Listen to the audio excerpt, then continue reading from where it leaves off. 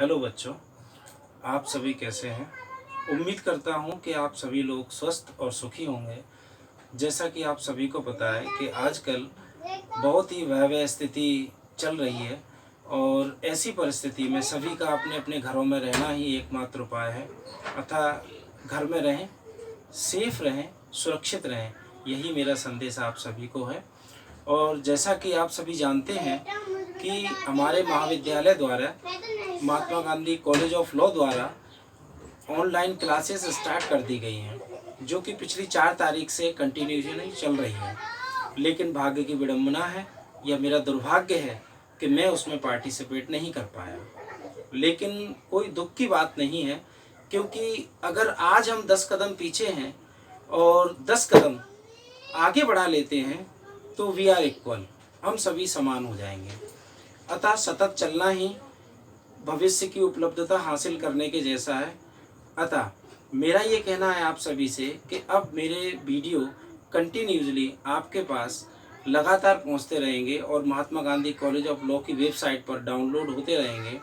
और मेरी ये कोशिश रहेगी कि मेरे द्वारा दिए गए वीडियो आपको आपके भविष्य उपलब्धि में काफ़ी हद तक लाभप्रद और हित रखने वाले हों।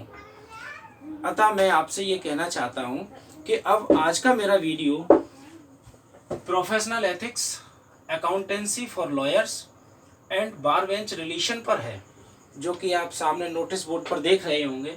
और इसमें कुछ पॉइंट वाइज मैंने डिक्लेरेशन दे रखा है, जिसे हम पॉइंट वाइज समझेंगे। नंबर 1 पर मैंने लिख रखा है meaning of professional ethics. Number 2 other expert opinion. First justice Nageshwar Prasad, second justice SC Agarwal. Third point मेरा है case references. First Jadhara versus Mustafa Haji AIR 1993, second in re Vinay Chandra AIR 1995। इसी तरह हम पॉइंट वाइज अपनी चर्चा करेंगे और आज का अपना लेक्चर कंप्लीट करेंगे। और उम्मीद करता हूं कि मेरे लेक्चर से आपको काफ़ी हद तक लाभ मिलेगा। चलिए हम समझते हैं 1 बाय 1 करके कि इसका मीनिंग क्या है। जैसा कि आप ऊपर देख रहे हैं, इसमें प्रोफेशनल एथिक्स क्या है। Professional ethics, what is the means about to professional ethics, क्या कहेंगे इसे। प्रोफेशनल यानी कि व्यवसायिक, एथिक्स यानी नीति। किस व्यवसाय की नीति के बारे में हम बात कर रहे हैं। किराने का व्यवसाय या जूट का व्यवसाय या अनाज का व्यवसाय, किस व्यवसाय के बारे में। तो जाहिर सी बात है विद्यार्थियों, आप सभी लॉ स्टूडेंट हैं और मैं लॉ टीचर हूं। तो हम अनाज के व्यवसाय पर, जूट के व्यवसाय पर बात नहीं कर रहे हैं, हम बात कर रहे हैं लीगल प्रोफेशनल एथिक्स की, विधिक व्यवसायिक नीति की। तो यहाँ जो बात हम देना चाह रहे हैं, प्रोफेशनल एथिक्स मतलब विधिक व्यवसायिक नीति क्या होगी, उसके संबंध में हम जानकारी लेंगे। दूसरी चीज इसमें है अकाउंटेंसी फॉर लॉयर। क्या मतलब है इसका, accountancy for lawyer. Accountancy for lawyers मतलब अधिवक्ताओं की क्या जवाबदेहिता होगी। क्या वो किसी बात के लिए उत्तरदायी भी होंगे या उनके द्वारा किए गए सारे कार्य उचित होंगे। नहीं, अगर वो कुछ ऐसे कार्य करते हैं जो अनुचित हैं तो उनकी जवाबदेही बनती है, उन्हें जवाब देना पड़ेगा कि आपने ऐसा कार्य क्यों किया। क्योंकि अधिवक्ताओं के कंधे पर एक ऐसा बोझ है जिस पर समाज का एक आधारभूत ढांचा निर्भर करता है, या ये कह लें कि अधिवक्ता स्वयं एक समाज का आधारभूत ढांचा है और उसे प्रत्येक कदम सोच समझकर रखना होगा, अन्यथा उसे समाज को जवाब देना पड़ेगा। तीसरा इसमें है बार बेंच रिलेशन। बार बेंच रिलेशन यानी कि दो लोगों के बीच में संबंध। कौन से दो लोग। बार यानी कि अधिवक्ताओं का एक समूह और बेंच यानी कि न्यायिक कार्य करने वाले, न्यायालय में उपस्थित पीठासीन अधिकारी, न्यायाधीशों का एक समूह। इन दोनों के समूहों के बीच में संबंध स्थापित करना। संबंध तो रहेगा ही, जाहिर सी बात है। जब जिस न्यायालय में न्यायाधीश वर्क दे रहे हैं उसी न्यायालय में अधिवक्ता अपना कार्य कर रहे हैं। लेकिन क्या इनके बीच संबंध स्थापित करते समय कुछ नीतियां होंगी, कुछ नियम होंगे?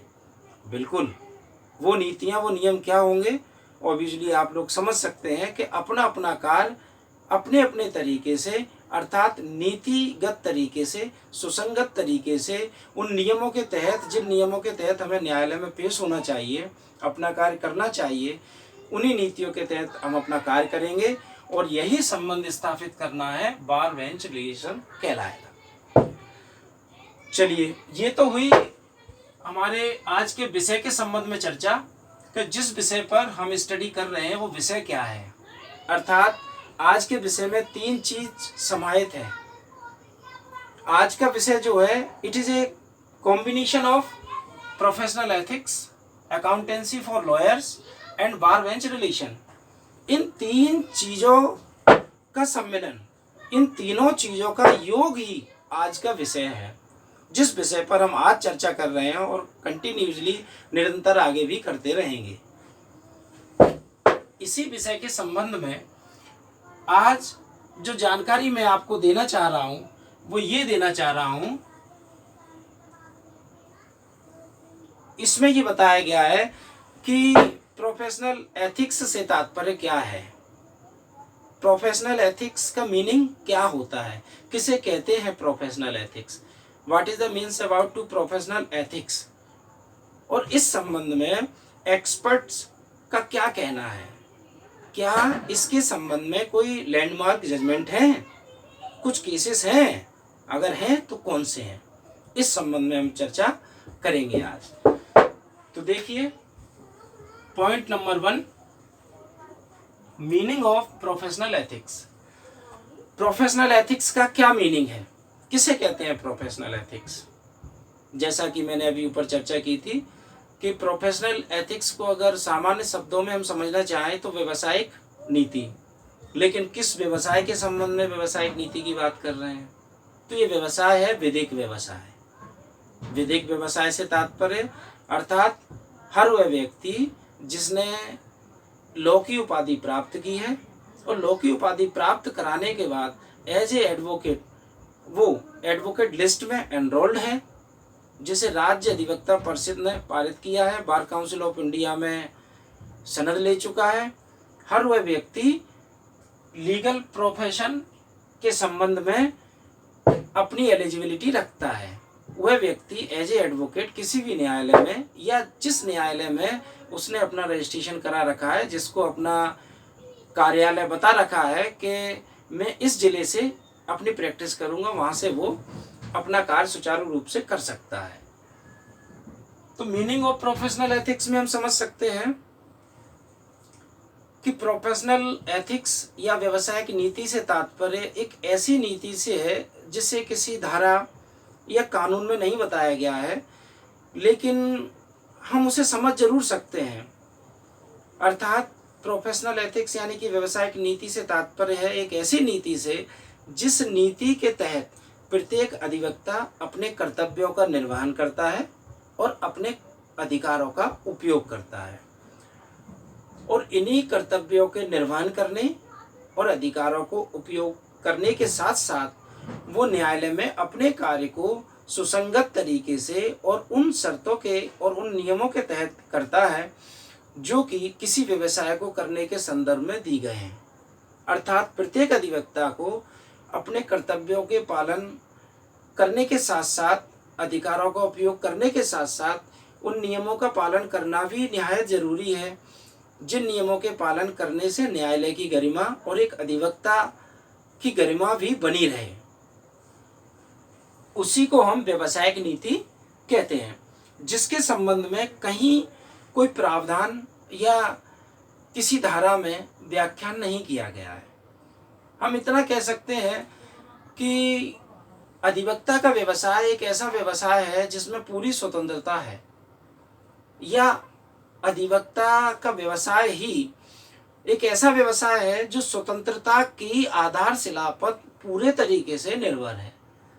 ये ऐसा व्यवसाय है जिसमें आप अपनी बुद्धि, अपना कौशल अपना ज्ञान, इन सभी के आधार पर आप कई सारी ऊंचाइयों को पा सकते हैं और अपना नाम इस क्षेत्र में कर सकते हैं। इसके अलावा मीनिंग ऑफ प्रोफेशनल एथिक्स के संबंध में अदर एक्सपर्ट ने भी अपने ओपिनियन दिए हैं, जिसमें जस्टिस नागेश्वर प्रसाद जी ने अपना ओपिनियन दिया है।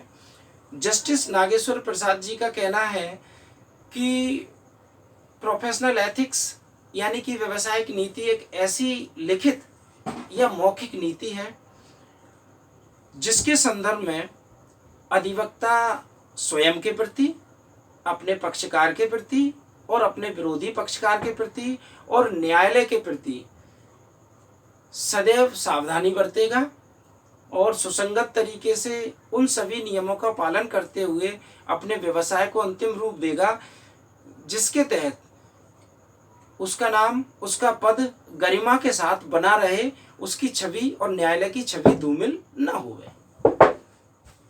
ठीक इसी तरह जस्टिस एस.सी. अग्रवाल जी ने भी ऐसा ही कुछ कहा है। उनका भी यही कहना है कि प्रत्येक अधिवक्ता को अपनी गरिमा के साथ न्यायालय की गरिमा को भी बनाए रखना चाहिए और उस गरिमा के अनुकूल ही आचरण करना चाहिए, अन्यथा न्यायाधीश, न्यायालय, अधिवक्ता सभी की गरिमा खतरे में पड़ सकती है। अब हम केस रेफरेंस के माध्यम से समझने की कोशिश करेंगे। इस पर कुछ लैंडमार्क केसेस हैं, जिनमें एक मामला है जदारा वर्सेस मुस्तफ़ा हाजी AIR 1993 का और दूसरा मामला है इन री विनय चंद्र AIR 1995 का। दोनों ही मामलों में संभवतः एक जैसी ही बात कही गई है। खास तौर से मैं आपको फोकस करना चाहूँगा इन री विनय चंद्र AIR 1995 पर, क्योंकि ये मामला काफ़ी हद तक पॉपुलर है और इससे काफ़ी कुछ लैंडमार्क जजमेंट जो देखने को मिला वो इसमें है। इस मामले में न्यायालय द्वारा यह विनिर्धारित किया गया कि प्रत्येक अधिवक्ता को किसी भी विषम परिस्थिति